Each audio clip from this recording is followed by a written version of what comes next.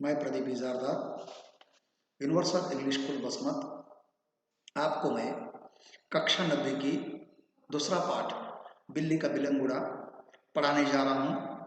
बिल्ली का बिलंगुड़ा राजेंद्र लाल हंडा इसके लेखक हैं। इनका परिचय है, जाने माने कथाकार है राजेंद्र लाल हंडा। आपकी रचनाएं पत्र पत्रिकाओं में सतत प्रकाशित होती रहती है। सामायिक विषयों पर आपकी रचनाएं सामाजिक समस्याओं को उद्घाटित करती है। तो यह है आपकी रचना। और यहाँ एक हास्य कहानी है, बिल्ली और चूहे के बीच में कहानी हुई है और ये कहानी लेखक के घर में ही घूमती है। तो प्रस्तुत पाठ में लेखक हंडा ने हास्य के माध्यम से गलतफहमी किस प्रकार होती है और गलतफहमी होने के नाते कैसे उत्पन्न स्थितियां होती है, इसके बारे में बताने की कोशिश की है। तो शुरुआत में बताना चाहता हूं मैं बच्चों कि यह कहानी बिल्ली और चूहे के बीच में है। लेखक के घर में यह कहानी पूरी घूमती है।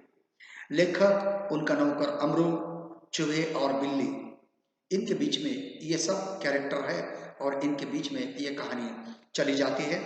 कहानी की शुरुआत बिल्ली से स्टार्ट होती है और कहानी बिल्ली एक अशुभ माना जाता है बिल्ली को, तो इसकी वजह से परंपरा पूरी घपले में पड़ जाती है, ऐसे लेखक कहते हैं। तो लेखक के घर में अक्सर चूहे बहुत हुए थे और चूहे ज़्यादा होने के कारण तो लेखक परेशान हो गए। तो पड़ोसन ने, इधर उधर सब लोगों ने बताया कि अरे यार, तुम क्या करो, एक बिल्ली लाओ। तो बिल्ली लाने के चुनांचे से एक बिल्ली लाई और फिर बाद में शुरुआत में तो चूहे की वजह से बहुत सारे उन्होंने ढोल ताशे वगैरह सब कुछ लगाया, लोहे के ढोल बनाए वो भी लगाया, सब कुछ किया, लेकिन कुछ फर्क नहीं पड़ रहा था। इसलिए चुनांचे से बिल्ली लाई और बिल्ली लाने के बाद बिल्ली शुरुआत में घर में रखी गई। बिल्ली हलो हलो करके घर के चूहे सब साफ करने लगे। बाद में चूहे जो थे वो चूहे खत्म हो गए। अब खत्म हो जाने के बाद क्या करते हैं, अब ये बिल्ली की शरारत शुरू हो गई। बिल्ली शुरुआत में बिल्ली लाने के बाद बच्चे ने उनको दूध पिलाया, खिलाया, वो बच्चे अच्छी वो खासी वो बिल्ली घूम रही थी। लेकिन बाद में ये चूहे खत्म हो जाने के बाद बिल्ली को कुछ काम नहीं रहा। अब बिल्ली क्या करेंगे, बिल्ली फिर बाद में घर में घुस कर जाना, चुप कर बैठना, फिर बाद में जमा हुआ दही चाव से खाना, दूध खाना, ये करना वो करना, ये सब शुरू हो गए। अब इससे लेखक भी परेशान हो गए। अब क्या करेंगे यार, बोले इस बिल्ली का, ये बिल्ली ने बहुत तकलीफ दी। तो फिर एक दिन लेखक अमरू से कहते हैं, अमरू, लेखक का नौकर है अमरू। अमरू फिर कहता है, ठीक है हाँ मालिक, मैं अभी इसकी इंतजाम करता हूँ। तो फिर बिल्ली जैसे अमरू क्या करता है, एक बड़ी बोरी लाता है। बोरी लाने के बाद उस बोरी के सामने एक रोटी रख देता है। बिल्ली हल्लू हल्लू हल्लू हल्लू हल्लू करके उस रोटी को खाने की कोशिश करती है। जैसे खाने की कोशिश की, उस तरह अमरूद उस बिल्ली को बोरी में बंद कर देता है। आप देखिए आगे का हंगामा क्या होता है। बिल्ली को बंद करके बाद वो अपने पीठ के ऊपर उसे उठाकर वो बोरी को लेके जाता है गांव के बाहर। तो लेखक कहते हैं, वो छप्पर वाले कुएं के पास उधर जा और वहां पे जाके उस बिल्ली को छोड़ दे। तो अमरू वहाँ गया और अमरू बोरी उठाकर वो हंसते हंसते अपने चले जाता है। वहाँ पे जैसे बोरी रख देता है कि बाकी लोगों को पता चलता है कि उस दिन एक हंगामा हुआ था कि एक टोली आई है और वो बच्चों को उठा के लेके जाने वाली टोली है, ऐसा पता लगा था। तो दो आदमी वहाँ पे आए, ए क्या कर रहा है रे तू? तो वो कहता है, नहीं साहब मैं कुछ नहीं, सादा सुदा हूँ। ए रुक रुक, ए जाओ रे दरोगा को बुला के लाओ। फिर दरोगा आता है। दरोगा आता है तो वो जब आने के बाद वो कहता है, नहीं साहब मैं ऐसा नहीं हूँ, मैं फलाना हूँ, मैं एक भले घर का हूँ, रोटी चौका करता हूँ, अपना पेट पालता हूँ वगैरह वगैरह वो कहते हैं। तो आदमी दो थानेदार को बुला कर लाते हैं।